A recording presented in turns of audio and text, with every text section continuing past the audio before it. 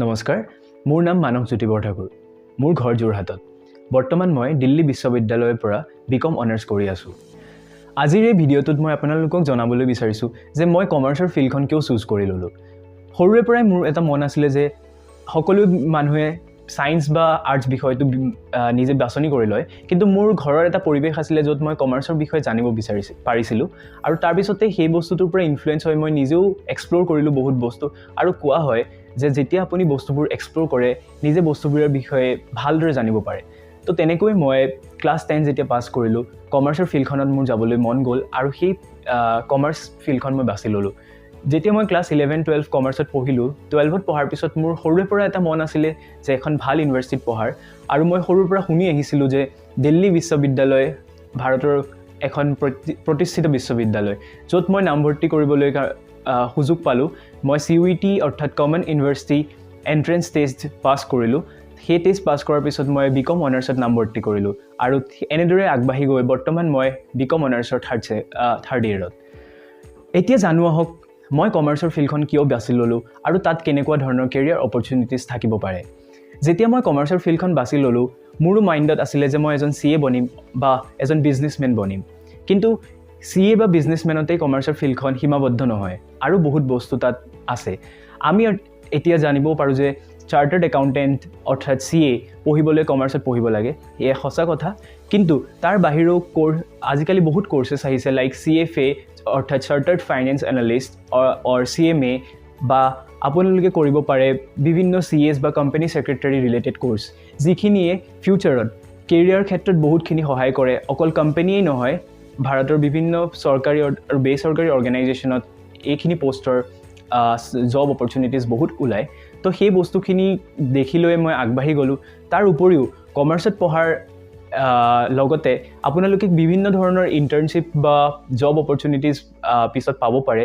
যেনেদৰে মই ৰিচেণ্টলি জমেট'ৰ হেডকোৱাৰ্টাৰত এটা ইণ্টাৰ্ণশ্বিপ কৰিবলৈ সুযোগ পাইছিলোঁ, যাৰ বাবে মই বহুত নিজকে ধন্য মানিম, যিহেতু এই ইণ্টাৰ্ণশ্বিপটোৰ পৰা মই বহুত বস্তু শিকিব পাৰিলোঁ। তেনেদৰেই কমাৰ্চৰ ফিল্ডখনত কেৱল যে CA বা একাউণ্টেণ্টেই বনিব পাৰি এনে নহয়, তাৰ বাহিৰেও বহুতখিনি ভেৰিড অপৰচুনিটিছ আজিৰ যুগত আছে। এতিয়া মই আপোনালোকক জনাব বিচাৰিছোঁ যে অপৰচুনিটিছ সকলো দিশতেই থাকে, কিন্তু সেই অপৰচুনিটিছখিনি আমি কেনেদৰে পাব পাৰোঁ। ফাৰ্ষ্ট হ'ল, আমি যেতিয়া নিজে এক্সপ্ল'ৰ কৰোঁ। আজিৰ এই ইণ্টাৰনেটৰ যুগত বহুতখিনি প্লেটফৰ্মছ আছে, লাইক চবতছে বেছিকৈ যিটো প্লেটফৰ্ম ইউজ হয় লিংকডিনৰ যোগেদি আপোনালোকে বহুত ইনফৰমেশ্যন পাব পাৰে।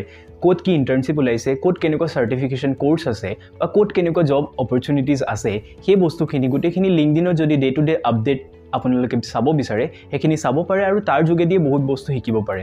মই ৰিচেণ্টলি যিটো জমেট'ত ইণ্টাৰ্ণশ্বিপ কৰিছিলোঁ, সেয়াও লিংকডিনৰে থ্ৰুৱেদি মই পাবলৈ সক্ষম হৈছিলোঁ।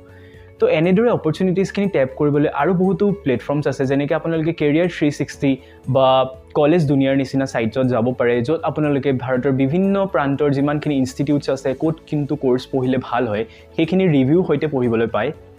লগতে আজিৰ এই ইণ্টাৰনেটৰ দুনিয়াত আপোনালোকে যদি বিচাৰে ছ'চিয়েল মিডিয়াৰ থ্ৰুৱেদিও বহুত ইনফৰমেশ্যন গেডাৰ কৰিব পাৰে। আৰু এতিয়া কথা হ'ল যে স্কিলছ আমাক লাগে।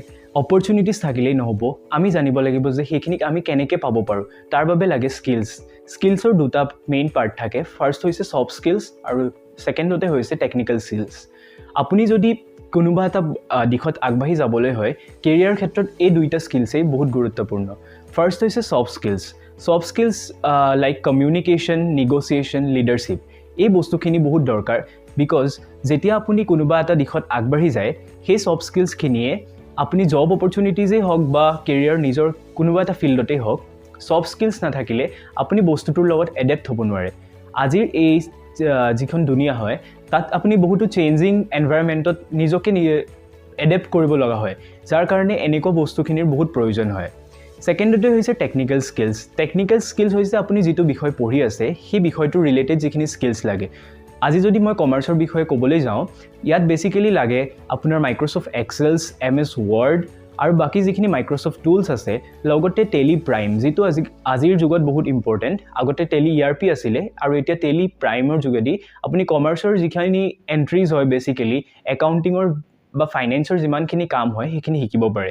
লগতে আৰু বহুতো ফিনটেক ছফ্টৱেৰ্ছ আছে, যিখিনিৰ থ্ৰুৱেদি আপোনালোকে ইনফৰমেশ্যন গেডাৰ কৰিব পাৰে আৰু সেইখিনিৰ কেনেকৈ ব্যৱহাৰ কৰে সেইখিনি জানিব পাৰে তো মই ভাবোঁ যে যদি অপৰচুনিটিজ গ্ৰেব কৰিবলৈ হয় এই দুয়োটা স্কিলছৰে বহুত প্ৰয়োজন আছে এইখিনিতে মই আপোনালোকক জনাবলৈ পাই সুখী হৈছোঁ যে অধ্যায় নামৰ এটা সংস্থাই অসমৰ বিভিন্ন প্ৰান্তৰ আৰ্থিকভাৱে পিছপৰা তথা মেধাৱী ছাত্ৰ ছাত্ৰীসকলক 3টা স্কিম লুইট ফেলো লুইট স্কলাৰ আৰু দিশাৰ জৰিয়তে সহায় কৰি আহিছে আৰু মই গৌৰৱবোধ কৰোঁ যে ময়ো এই সংস্থাৰ অধীনত 2020 বৰ্ষত লুইট ফেলো আৰু 2022 বৰ্ষত লুইট স্কলাৰশ্বিপ পাবলৈ সক্ষম হৈছিলোঁ অধিক জানিবৰ বাবে অধ্যায়ৰ অফিচিয়েল ৱেবছাইটত আপোনালোকে ভিজিট কৰিব পাৰে ধন্যবাদ